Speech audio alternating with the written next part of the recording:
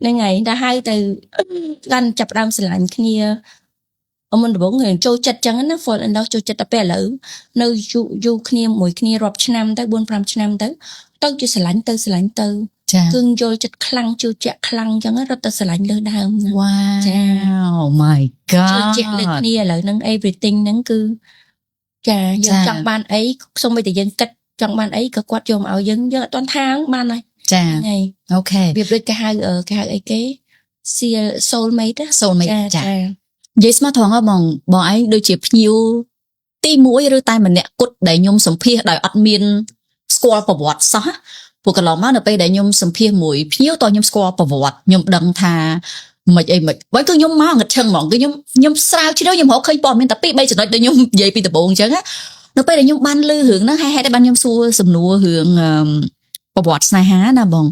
โดยสายเจ็บบองโดยสายบองชีสไทยนี่ยมดังทำเหมือนนึกเพี้ยจานจับอารมณ์บองโดยสายหึงลุยให้ยมแต่ตัวสกอร์ทำลุยบองปัจจุบันอติปุลอเหมือนแต่บองตามสดับบองไปได้ยังมีลุยไอ้จังเต๋อปันแต่ยมอัดจังเอาไม่ใส่รู้ก็ปกมาได้เนี่ยได้เมียนโกนใส่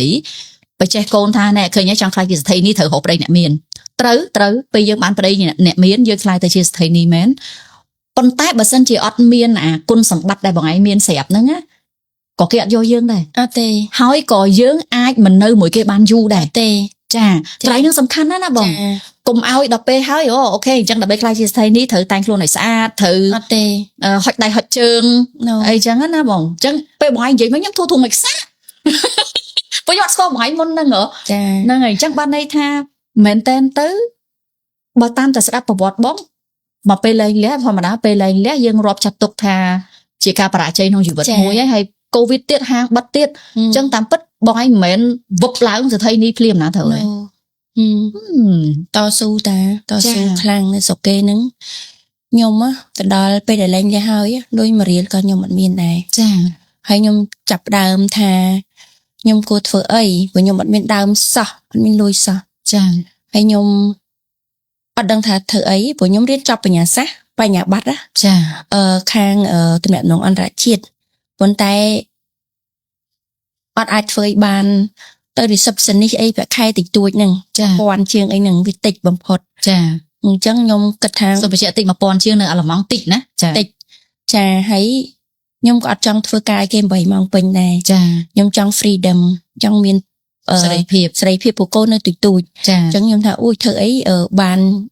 มีนไปบริสำหรับคนไอ้จานสำหรับคนจานให้บานลุยจานใหญ่แต่จังบานลุยจานจุกใจนะเหม็นmột lùi ai bên đấy chọn lùi tràn ấy nhóm bên ấy cho YouTube mở trong bạc hàng massage tới riêng massage đại chạy tê tại vì cầm đại cái massage này tại vì cho YouTube mở cái massage mở ta miếng đồng massageเราไปให้บักสลอนมาซาหมองสลอนนั่งอัดมินลุยเตะส่งประตูเกตเวอร์เตะในห้างฟิตเนสสตูดิโอบอกเกนั่งถ้าส่งตัวเอาพี่โรยเกตเตอร์มาพายพี่โรยเตอร์เฟอร์บานละอ๋อคือมีดงเฟอร์จังปีปัวเมาจะเฟอร์ไอ้ด้วยเนี่ยมาซาจำเนียนจังพวกยังเรียนปีขนมยูทูบเราไปเฟอร์ให้แบบทูมัดเวิร์กการให้ส่วนเปย์มังไงbooking full มังไงใบบุญเมาเราไปให้ยมทางจังยมevery year ยมจังอัปเดตคุณเองเอาเรียนต่อติดเอาเช็คต่อติดเอามี qualification ต่อติดก็ยมทางจุ่มนี้ทายติดยังไงเรียนเฟิร์นจามป่านจามเนี่ยcái haiไอ้เก๋เธอจามเยอะนะเฟิร์นจามไปสะอาดนึงจ้ามาสันเยอะนึงจ้าต่อผมแน่ต่อไอ้นึงให้แต่เรียนแปดที่จะมาโจลตีนใส่หมกลายเองจังนึงจะฟิลเลอร์หมอดไอ้หมอดไอ้สะอาดไอ้นึงจะช่วยไอ้นึงให้บัตรเรียนสลอนใจต่างสลอนประตูยังมีนเฮายัยยังกว่าติงซอมไปเด็ดไทม์บาร์เตอร์จ้าจะอัปเดตคุณเองละโหดเรียนประตูละโหดจ้าละอบองจ้องไปเจาะลังไว้เนี่ยอันนั้นเหม็นธรรมดาแต่ไปซาcái từ thầy ni ấy bạch trăng của bán á chẳng bạch chẳng tôi bàn phơi ban á admin lôi đau ấy có dân thử phơi ban này đời chập đang bị đay từ tê rồi sai dân ca cất dân chưa diêm cất dân trăng dân thử phơi ngôi cho admin lôi này man thử ấy dân thử ui tôi riêng ấy ui to hôm nay nó có admin đau từ ba này tôi lui mơ riêng cái tam này YouTube á thường chào nó tinh spike vô mau để tới tinh ổ xây ấy tinh spike vô mau thơ hát thơ ấy cu ấy thơ úi không phận ta ចា ចា ល្អបងនឹងជាមេរៀនមួយល្អមែនតើ ចា អញ្ចឹងចង់និយាយថាត្រូវបើសិនជាយើងបានប្តីអ្នកមានយើងខ្លាយជាអ្នកមានបានប្តីសេដ្ឋីយើងខ្លាយទៅជាសេដ្ឋីនេះប៉ុន្តែគេមើលគុណសម្បត្តិរបស់យើងដែរ សម្បត្តិ ហើយបើសិនជាយើងជាប្រភេទមនុស្សដែលមើលទៅឃើញសម្លឹងលុយហ្មងដើម្បីខ្លាយជាសេដ្ឋីនេះធ្វើមិនយកប្តីអ្នកមានអាការដែលយើងមានចេតនាខ្វះកតែលុយជាចម្បងហ្នឹងវាធ្វើឲ្យយើងអត់មានគុណសម្បត្តិដែលគេចង់បានយើងទេ អត់ទេ ចា ហើយគុណសម្បត្តិមួយទៀតដែលខ្លាយជាភរិយារបស់ស្ថីគេមើលយើងចិត្តល្អចិត្តសប្បុរសយើងទុនភ្លុន ចា ជាមួយមនុស្សទូទៅសូម្បីតែអ្នកបំរើរត់តុកអ្នកសុំទានអ្នកអីហ្នឹងណាក៏យើងល្អមួយគេស្រឡាញ់យើងកន្លែងហ្នឹងណាគេឲ្យតម្លៃយើង respect យើងកន្លែងហ្នឹង ចា គឺយើងស្មោះត្រង់យើងឲ្យដោយបរិសុទ្ធយើងអញ្ញឹមយើងអត់វាយរឹកអត់ក្អើតក្តោម ចា ចាអាហ្នឹងគឺគាត់ស្រឡាញ់មែនតែនហើយមួយទៀតហ្នឹងគឺយើងធ្វើជាស្ត្រីខ្មែរមានលក្ខណៈពិសេសត្រង់ថាច្បាប់ចាស់យើងក្រុមងុយ ចា ស្ត្រីគ្រប់លក្ខអីហ្នឹងទឹកក្តៅទឹកត្រជាក់ប្តីម៉ាស្សាជើងលាងដៃលាងជើងដាក់កសែងជូតមុខជូតអីទុនភ្លុនមួយគាត់គ្រប់គាត់អត់fighting អត់ស្អីគេជាកំហឹង ចេះកំហឹងខឹងអីមួម៉ៅអីហើយគាត់មនុស្សប្រុសខ្ញុំគិតថាភាគច្រើនគាត់អត់ចូលចិត្តយើងងងក់ខឹងអីក្តៅកាហាយអីអត់ចូលចិត្តទេ អត់ចូលចិត្តទេទោះបីក្នុងចិត្តមិនក៏ដោយគាត់ញឹមទៅលួចយំនៅបន្ទប់ទឹកខឹងអីមួយសេតអីមួយអញ្ចឹងលួចយំជូតទឹកប្រេងមកវិញញឹមធម្មតាចា ចា អញ្ចឹងគឺគាត់អត់ទទួលសម្ពាធពីយើងទេពេលណាក៏គាត់ឃើញយើងសេតយើងខឹងគាត់រត់ទៅសេតតាមហ្នឹងអញ្ចឹងយើងអត់ទេហើយបើគាត់ទីស្កាសអីអញ្ចឹងខឹងអីអញ្ចឹងឲ្យគាត់មាត់ទៅគាត់ទៅយើងអើទៅ ចា យើងសុំទោសខ្លះអត់សុំទោសខ្លះអត់មាត់ខ្លះអញ្ចឹងទៅគឺគាត់ចូលចិត្តអាហ្នឹង យល់ ហ្នឹងប្តីខ្ញុំឯណាប្តីគេខ្ញុំមិនដឹងទេ ចាបើប្តីខ្ញុំអត់ទេចា ប្តីខ្ញុំបើថាទឹកភ្នែកមួយគ្នា មកបានរឿងដាច់ដライមកគូរៀងខ្លួន ថាការអត់ធ្មត់យើងត្រូវអត់ឲ្យបានច្រើនហើយពេលប្តីមកដល់ផ្ទះអញញឹមបើកទ្វារមកអញញឹមទឹកក្តៅទឹកត្រជាក់អីចឹងទៅផ្លែឈើនៅលើតុអីចឹងទៅ ចា ចាច្បាច់ដៃច្បាច់ជើងអីតិចតួចចឹងទៅម៉ាស្សាជើងម៉ាស្សាក្បាលអីចឹងទៅអាហ្នឹងប្តីខ្ញុំ ចា អញ្ចឹងគឺពេញបេះដូង ចេះម៉ាស្សាស្រាប់ទៀត ចេះម៉ាស្សាស្រាប់ទៀតចា មកចឹងមិនថាអូខេអញ្ចឹងត្រឡប់មកវិញខ្ញុំសង្ឃឹមថាប្រិមិត្តទស្សនិកជនដែលមើលឃើញបងសុភាបុត្រឈើដែលហៅថាសេដ្ឋីនីចិត្តធន់ហ្នឹង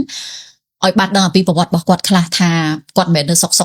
ខ្លាយជាសេដ្ឋីនីដោយរបៀបថាកើតមកវាសនាចាមកដឹងសេដ្ឋីនីចឹងមិនបាច់ធ្វើអីទេ ចានៅស្រុកខ្មែរក៏គាត់តស៊ូច្រើនទៅអាល្លឺម៉ង់ក៏តស៊ូច្រើនហើយបើមែនតើបងឯងនិយាយទៅបងឯងជួបគ្រួសារបងបច្ចុប្បន្ននេះទៅតែបានប្រហែលឆ្នាំហ្នឹងកូវីដទៅប្រហែលឆ្នាំហ្នឹង ចាឆ្នាំហើយ អញ្ចឹងយើងឃើញថាគាត់ជាសេដ្ឋីនី5ឆ្នាំហ្នឹងប៉ុន្តែមុនហ្នឹងវេទនាអស់ហើយ វេទនា ចាអត់មានណាគេអត់វេទនាអញ្ចឹងបើសិនជាឥឡូវយើងវេទនាដែរបានន័យថាមិនមែនយើងមិនអាចខ្លាចជាសេដ្ឋីនីនៅពេលអនាគតទេណាចាព្រោះខ្ញុំជឿថាឥឡូវមនុស្សក៏ពិបាកច្រើនអញ្ចឹងពេលខ្លះនៅពេលដែលយើងនៅក្នុងស្ថានភាពដែលលំបាកបងពេលពិបាកមើលឃើញគេចាំជីវិតគេអត់ពិបាកអញ្ចឹងតាមពិតមកពីយើងអត់ដឹង ចា ជីវិតអ្នកណាក៏គេពិបាកនៅក្នុងរូបភាពមួយផ្សេងគ្នាអញ្ចឹងណាបើសិនជាយើងគិតថាគេអត់ពិបាកតែយើងវាធ្វើឲ្យយើងមានអារម្មណ៍ថាដូចអយុត្តិធម៌ចំពោះតែយើងណាចាជីវិតអ្នកណាក៏ពិបាកដែរ ចាយើង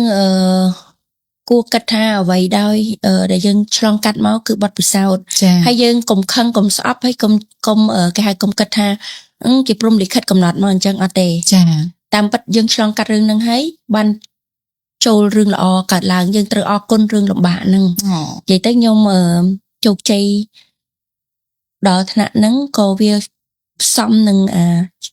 ការគិត positive របស់ខ្ញុំដែរ ការគិតវិជ្ជមានហ្នឹងចា ខ្ញុំអនុវត្តច្បាប់ស្រូបទាញណាខ្លាំងមែនតើខ្លាំង ពេលយើងគិតវិជ្ជមានរឿងវិជ្ជមានវានឹងចូលក្នុងជីវិតរបស់យើង ហ្នឹងហើយសូម្បីតែជួនកាលចង់យំចង់សេតអីហ្នឹងទប់ភ្លាមទឹកភ្នែកហូរហើយណាតែទប់ដូរចិត្តថា no happy everything happen for the good reason ចា ពេលអញ្ចឹងទៅវាជួយឲ្យយើងនឹង happy វិញហើយអរគុណអ្នកដែលគេធ្វើបាបយើងអរគុណដែរបើសិនអ្នកឯងអត់បានធ្វើបាបខ្ញុំអត់មានថ្ងៃនេះទេអញ្ចឹងកុំខឹងកុំស្អប់គេ ចា ហើយយើងព្យាយាមប្រាប់ខ្លួនយើងថាតែហ៊ានស្អប់ហ៊ានខឹងគេលៀបអត់ហូរចូលទេអញ្ចឹងអត់ហ៊ានស្អប់អត់ហ៊ានខឹងអត់ហ៊ានជេរគេឬក៏អត់ហ៊ាននិយាយទៅអ្វីដែលអត់ល្អកុំឲ្យចេញពីមាត់យើងឲ្យសោះសូម្បីតែគិតក៏ដោយនៅម្នាក់ឯងទៅត្រូវប្រយ័ត្នការគិតរបស់យើង ចា ព្រោះអីម្នាក់ឯងអត់មានអាដឹងប៉ុន្តែច្បាប់ស្រូបទាញហ្នឹងគឺគេស្រូបចូលមកគិតអីស្រូបហ្នឹង ត្រូវ ហ្នឹងប្រយ័ត្នមែនតើ ខ្ញុំជឿបងតាថ្ងៃហ្នឹងគិតរឿងល្អវាកើតឡើងតែថាថ្ងៃហ្នឹងមួមកក្តៅកាហាយហើយជួបតែអារឿងពិបាកទេ ចាអញ្ចឹងត្រូវប្រយ័ត្នការគិតរបស់អ្នកពេលអ្នកនៅម្នាក់ឯងហើយត្រូវប្រយ័ត្នការនិយាយរបស់អ្នកនៅពេលអ្នកនៅជាមួយកិច្ចអ្នកច្រើនព្រោះអីនិយាយពីអីចេញមកហ្នឹង ចាហ្នឹងហើយ ចា ខ្ញុំឧទាហរណ៍ដូចវីដេអូដែលយើងមើលនៅលើបណ្ដាញសង្គមព្រោះមនុស្សនៅស្រុកខ្មែរយើងឥឡូវមើលបណ្ដាញសង្គមច្រើនណាស់បងអញ្ចឹងជួនកាលបើសិនជាយើងមើលវីដេអូអីមួយយើងអង្គុយអញចាប់កំហុសឲ្យបានខ្លះក្នុងវីដេអូមួយហ្នឹងស្លៀកពាក់មិនសមអង្គុយមិនស្អាតអីនិយាយលាយអង់គ្លេសបើយើងអង្គុយគិតរឿងអវិជ្ជមានយើងនឹងឃើញរឿងអវិជ្ជមានច្រើនប៉ុន្តែបើយើងអង្គុយមើលកន្លះម៉ោង1ម៉ោងអង្គុយគិតថាតើអញរៀនបានអីខ្លះចេញពីការសន្ទនាមួយហ្នឹងអញ្ចឹងយើងនឹងបានទទួលនៅមេរៀនចាំវាអាស្រ័យលើយើងឯងថាតើយើងមើលពីជ្រុងណាមួយព្រោះរឿងមួយដូចគ្នាដូចគេធ្លាប់ឧទាហរណ៍បងទឹកដែលកន្លះកែវពេញណាយើងអាចថាទឹកហ្នឹងកន្លះទៀតពេញហើយឬក៏ទឹកហ្នឹងពេញបានពាក់កណ្ដាលហើយចាអញ្ចឹងស៊ីសងលើការបកប្រែនិងការមើលរបស់យើងដែរចាខ្ញុំដល់ចំណុចហ្នឹងបងខ្ញុំគិតថានេះជាផ្នែកចុងក្រោយនៃសំណួររបស់ខ្ញុំគឺតាក់ទងជាមួយនឹងលុយដែលខ្ញុំសួរបងកន្លងមកហ្នឹងគឺខ្ញុំចង់បញ្ជាក់ប្រាប់បងប្អូនយើងថាលុយវាអត់ស្រួលទេហើយបើសិនជាលុយមកដោយស្រួលយើងត្រូវប្រយ័ត្នប្រយែងមែនតើដូចបងគាត់សេដ្ឋីនេះគាត់សេដ្ឋីបងឯងដឹងស្រាប់ហីគាត់បងឯងឃើញស្រាប់ថាគាត់អូខេមនុស្សចេះប៉ុន្តែបងត្រូវរក្សាគម្លាតរក្សាភាពថ្លៃថ្នូរដោយសារបើសិនជាបានមកដោយងាយពេកតម្លៃក៏វាតាមហ្នឹងដែរមែនទេបងសម័យមើលថាបើសិនជាគាត់ដល់បងឯងឃើញថាគេសេដ្ឋីភ្លាមខ្វះកភ្លាមអូខេភ្លាមវឹបភ្លាមតើបងនឹងមានបានប៉ុណ្ណឹងថ្ងៃហ្នឹងហើយមែនទេចាអញ្ចឹងហើយដូចគ្នាដែរនៅពេលដែលក្រុមការងារបងតាក់ទងមកថាបងសុភាគាត់ចង់ឧបត្ថម្ភ 10000ខ្ញុំគាត់លឺ 10000ភ្លាមខ្ញុំមិនសូវអីបងប្តីខ្ញុំសួរសិនសួរថាគាត់ហ្នឹងណាគេអីចឹងទៅបន្ទាប់មកគេប្រាប់ថាត្រូវជាអ្នកនេះដែលខ្ញុំស្គាល់ជាងទៅសួរអ្នកនឹងតទៀតចឹងបានខ្ញុំហ៊ានទទួលលុយបោះចាស់របស់បងព្រោះលុយដែលបានមកដោយស្រួលពេកអ្នកទាំងអស់គ្នាត្រូវចេះសង្ស័យថាតើវាជាលុយដែលសុវត្ថិភាពដែរអត់ពីព្រោះឥឡូវហ្នឹងវាមានលៀងលុយផងវាមានលុយឧក្រិដ្ឋកម្មផងវាមានលុយបោកតាមអនឡាញផងអីផងអញ្ចឹងការដែលយើងទទួលលុយត្រូវមើលផងថាតើលុយហ្នឹងយើងគួរតែទទួលដែរអត់បន្ទាប់ពីខ្ញុំបានសួរពី3តង់ទៅឃើញថាអូខេបងមិនមែន scammer ទេបងមិនមែនអ្នកលក់គ្រឿងញៀនទេអីបានពួកខ្ញុំហ៊ានទទួលលុយហ្នឹងទោះបីជាលុយហ្នឹងមិនមែនឲ្យខ្ញុំផ្ទាល់ខ្លួនទេខ្ញុំយកទៅដើម្បីទិញអីវ៉ាន់ទិញអីឲ្យជនភៀសសឹកមែនតែខ្ញុំក៏នៅតែត្រូវស៊ើបសួរដែរអញ្ចឹងខ្ញុំចង់ឆ្លៀតឱកាសហ្នឹងចង់ប្រាប់ទៅកាន់បងប្អូនរបស់យើងណាពីររឿងគឺបើនិយាយលុយជាលក្ខណៈទូទៅកុំរំពឹងទុកថាលុយហ្នឹងវាបានមកងាយស្រួលតម្រាំតែគាត់បានលុយនេះជះរងថ្ងៃទៅនេះ 10000 20000 100000 20000ហ្នឹងជីវិតគាត់ពីមុនមកហ្នឹងវាអត់ស្រួលទេចាហើយនឹងទី2រឿងថាលុយដែលបានមកដោយស្រួលត្រូវមើលសិនថាវាសុវត្ថិភាពអត់ជួនកាលលុយហ្នឹងមកស្រួលមែនប៉ុន្តែវាអត់មកជាមួយសុវត្ថិភាពទេនៅឧទាហរណ៍ណាបងលេបឲ្យផ្ញើខ្ញុំ 10000ចាប់ដល់ទូលេងប៉ូលីសមកចាប់ខ្ញុំថាលុយហ្នឹងលុយគ្រឿងញៀនទេមិនទៅពួកខ្ញុំផ្ញើមកហ្នឹងក៏អត់ស្រួលដែរចាព្រោះអីរដ្ឋអាល្លឺម៉ង់យើងទៅ report គេ everything លុយផ្ទាល់ខ្លួនមែនប៉ុន្តែក្រសួងពន្ធដារគេ check យើងចាខ្ញុំឲ្យម្នាក់អញ្ចឹងបានអត់ឲ្យលើសបាន 20000 ទេចាអាហ្នឹងមនុស្សធម្មតាអញ្ចឹងចា 10000 20000គត់អត់ឲ្យលើសទៅលើសគឺយើងត្រូវ report បងពន្ធបងស្តាក់ឲ្យគេទាំងចាសូម្បីតែនិយាយទៅគឺចេញមក1លាន2លានអីហ្នឹងគឺត្រូវ report ឲ្យគេលុយហ្នឹងទៅណាbank statement report everything អញ្ចឹងបានខ្ញុំសុំអត្តញ្ញាណប័ណ្ណចាសុំ bank state គេហៅកាតនាគារចាហើយឈ្មោះហ្នឹងដាក់ចូលហ្នឹងចំនួនលុយដើម្បី report ទៅគេលើលុយយើងមែនប៉ុន្តែយើងត្រូវ report ព្រោះគេចង់ដឹងថាលុយហ្នឹងទៅណាខ្លះអូខេចាអញ្ចឹងសរុបមកវិញអត់មានស្អីដែលបានមកស្រួលទេជាពិសេសរឿងលុយហ្នឹងហ្មងវាអត់បានមកដោយស្រួលហើយបើវាមកដោយស្រួលយើងត្រូវប្រយ័ត្នប្រយែងចាហើយលុយហ្នឹងគឺមានតម្លៃខ្លាំងបំផុតដោយសារអីគ្រប់កាក់គ្រប់សេនដែលបានមកហ្នឹងគឺបានមកពីការខំកិតខំរោខំធ្វើការប្តីខ្ញុំនឹងខ្ញុំនឹងជួយកិតគ្នាជួយអីខ្លះគាត់ខួរក្បាលរបស់គាត់ខ្លះគឺចំណេញចំណូលអីហ្នឹងគ្រប់កាក់សេនបងពុនបងតាក់អីគឺលុយស្អាតបំផុតហើយលុយដែលមានតម្លៃបំផុតចាមិនមែនត្រូវឆ្នោតឲ្យយកមកចែកអីទេអត់ទេគឺមានតម្លៃណាស់ចាថាឲ្យបងខ្ញុំគិតថាបើអ្នកដែលត្រូវឆ្នោតប្រហែលជាគេមិនចែកទេបងគេចាយអស់ហើយប៉ុន្តែជាទូទៅនៅពេលដែលយើងធ្លាប់ឆ្លងកាត់ភាពលំបាកដែលលុយនឹងវារកមកបានពិបាកវាមានតម្លៃយើងក៏នឹកឃើញចង់ជួយដែរពីព្រោះការជួយនឹងវាមានតម្លៃដែរវាធ្វើយើងមានក្តីសុខចាមានក្តីសុខណាស់ចាបើសិនជាបងប្អូនទាំងអស់គ្នាស្ដាប់ទៅឃើញមានលាយអង់គ្លេសខ្លះសូម លើកលែងទោះឲ្យគាត់ផងក៏ប្រកាន់ច្រើនពេក ព្រោះអីពាក្យខ្លះយើងអត់អាចពិបាកនឹង express មកលឿន ចាអត់ទេដោយសារគាត់នៅនោះគាត់មិននិយាយខ្មែរណានៅនោះគាត់និយាយអាល្លឺម៉ង់និយាយអីហ្នឹងនិយាយអាល្លឺម៉ង់ចាខ្លះអីខ្លះ ហ្នឹងហើយអាល្លឺម៉ង់លេខអង់គ្លេសអញ្ចឹងកុំប្រកាន់គាត់ច្រើនអី ចា ខ្ញុំបារម្ភរឿងហ្នឹងបងព្រោះ អូជាលើកទី1តាមកសម្ភាសចឹងលើកទី1 បងតែមានលើកទី1វាតែមានលើកទី2លើកទី3 ចាអរគុណច្រើនបងហើយជូនពរបងសម្រាប់បេសកកម្មសប្បុរសធម៌របស់បងឲ្យកាន់តែជោគជ័យហើយដូចខ្ញុំនិយាយចឹងថាបន្ទាប់ពីចេញ podcast នេះហើយខ្ញុំដឹងថាបងនឹងទទួលបានសំណើច្រើនខ្ញុំសង្ឃឹមថាបងប្អូនរបស់យើងក៏ត្រូវទទួលស្គាល់ថាបងក៏ជាមនុស្សបងមិនមែនទេវតាទេអញ្ចឹងវាអាចមានអាខ្លះខុសអាខ្លះតន់ចិត្តអាខ្លះមិនតន់ចិត្តពេលខ្លះក៏យើងត្រូវបដិសេធព្រោះយើងត្រូវមើលថាភាពជាក់ស្ដែងដែរចឹងណាបងប្អូនយើងក៏សូមយល់ទាំងអស់គ្នាដែរចាព្រោះអាចជួយគ្រប់គ្នាបានទេជួយអ្នកដែលចាំបាច់បំផុតហើយឥឡូវហ្នឹងកំពុងតែ សំដៅទៅលើវរៈជនដែលពិការដែលរបួសហើយនឹងក៏ផ្ទះខូចផ្ទះអីចឹងណា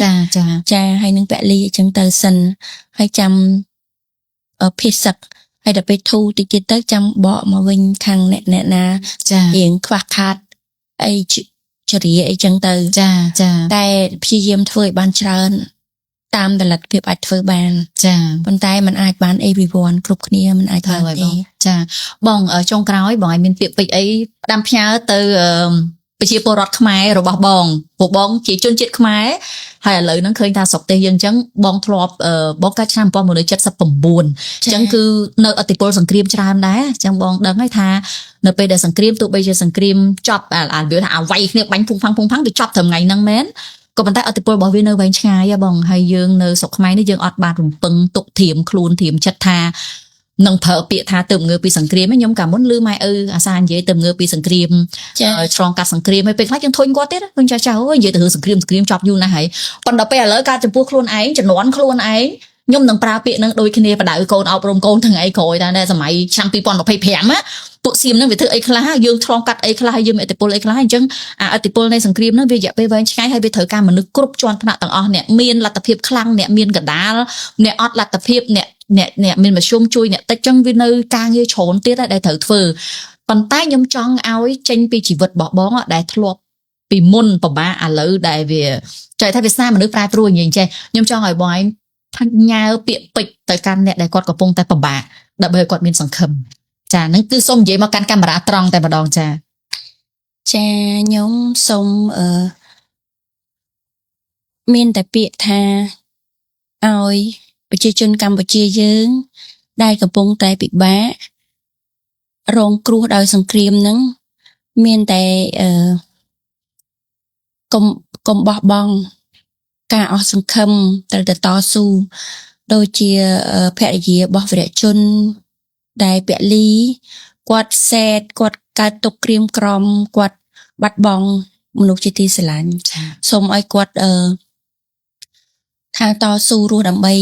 កូនដើម្បីខ្លួនឯងចាបន្តទៀតព្រោះអីនិយាយទៅថាគ្មានអ្នកណាដែលឆ្លងផុតទេការបែកការប្រត់ប្រាស់ចាប៉ុន្តែយើងជីវិតយើងត្រូវតែរស់បន្តមានសង្ឃឹមបន្តចាហើយនឹងអរគុណដែលនិយាយទៅ exciting រំភើបខ្លាំងពេលដែលប្រជាជនយើងរួបរวมគ្នាជួយគ្នាអួយនិយាយទៅស្រាក់ទៅស្រាំដុតដៃដុតជើងគ្រប់គ្នាទាំងអស់ថារំភើបខ្លាំងមែនទែនដែលថាគាត់ជួយគ្នាស្រស់គ្នាយកទៅជួយភាសឹកយកទៅជួយតាហ៊ានជួយអីអញ្ចឹងណាថាខ្ញុំប្រាប់ប្តីខ្ញុំថាអូយប្រទេសខ្ញុំបែបមានតែមួយឯក្នុងโลกនេះដែរតែស្រឡាញ់ខ្មែរគឺខ្ញុំហូរទឹកភ្នែកចាខ្ញុំថាហើយយើងជឿទៅលើវត្ថុស័ក្តិសិទ្ធិនៅក្នុងโลกនេះពេលដែលមានសង្គ្រាមម្នាក់រត់ធូបរត់ទៀនរត់ចេកមកបួងសួងបន់ស្រន់ឲ្យវត្ថុស័ក្តិសិទ្ធិជួយប្រជាជនយើងជួយប្រទេសយើងជួយតាហ៊ានយើងថាខ្ញុំយំហ្មងខ្ញុំថាខ្ញុំ exciting ខ្លាំងរំភើបខ្លាំងមែនតែនហើយការស្រឡាញ់គ្នានេះសូមកុំឲ្យបាត់បង់សូមឲ្យមានបន្តទៅទៀតអាណិតគ្នាជួយគ្នាកុំចោលគ្នានៅពេលដែលយើងមានទុក្ខតរៈអញ្ចឹងចាហ្នឹងបងលើកកន្លែងហ្នឹងល្អមែនតើមិនខ្ញុំថាឲ្យបងឯងបញ្ចប់ហើយឥឡូវខ្ញុំសូមបញ្ចប់ពីលើបងឯងបន្តិចទៀតរឿងដែលខ្ញុំបារម្ភបំផុតគឺការបែកបាក់សាមគ្គីបងយើងមើលឃើញថាពេលកំពុងវាយគ្នាក្នុងគាត់គិតថាអត់ខ្វល់ទេគិតតែជួយសិន គាត់ថាបើថាធូរស្បើយបានបន្តិចចាប់ដើមខ្លះចង់ឆ្លោះគ្នាសង្ស័យគ្នាចោទប្រកាន់គ្នាអញ្ចឹងណាអញ្ចឹងសូមរក្សាចិត្តនៅក្នុងការយ៉ាងណាក៏ដោយយើងត្រូវចាំការជឿជាក់យើងត្រូវចាំថាខ្មែរគ្នាឯងយើងត្រូវដឹងថាយើងខ្មែរដូចគ្នាចាទោះបីជាយើងអាចមានការជួយខុសគ្នាការចង់ធ្វើអីខុសគ្នាប៉ុន្តែយើងនៅតែជាខ្មែរដូចគ្នាអញ្ចឹងមិនគួរវាយប្រហារចង់និយាយថាបើយើងផ្ដល់មតិដើម្បីកែលម្អយើងផ្ដល់ដោយមានសុជីវធម៌ដោយពាក្យត្រឹមត្រូវយើងត្រូវគិតថាយ៉ាងណាក៏ដោយយើងជាខ្មែរដូចគ្នាអញ្ចឹងខ្ញុំដូចបងដែរខ្ញុំសង្ឃឹមថាបងប្អូនយើងនឹងបន្តការស្រឡាញ់គ្នាបែបហ្នឹងគឺថាអូខេអត់ទាន់ដឹងបើដឹងថាវាខ្មែរដែរខ្ញុំខ្មែរដែរគិតក្នុងចិត្តណាបងអូខេម្ដងទៀតបងអរគុណច្រើនមែនតើអរគុណសម្រាប់ការផ្ដល់បទសម្ភាសន៍ហើយអរគុណចំពោះអ្វីដែលបងបានធ្វើកន្លងមកហើយជូនពរបងកាន់តែជោគជ័យកាន់តែស្អាតសម្រាប់កាន់តែក្មេងគ្រួសារកាន់តែមានសុភមង្គលចាអរគុណអរគុណច្រើន